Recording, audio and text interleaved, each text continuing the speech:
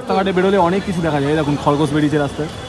আরে এ কিরম খরগোশ যে দু পায়ে হাঁটে, আরে বলছে সাদা খরগোশ দাদা, বলছে সাদা খরগোশ,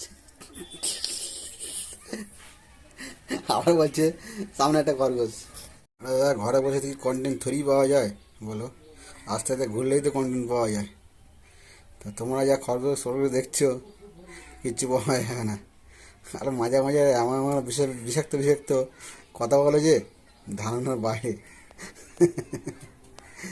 তার কথাগুলো শুনতে তোমাদের খুব ভালো লাগে। তো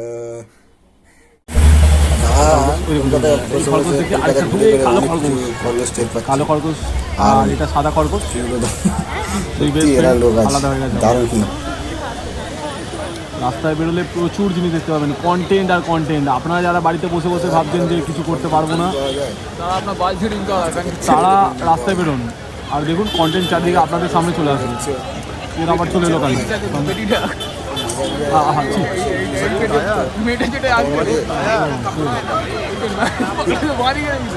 দেখ না ভাই।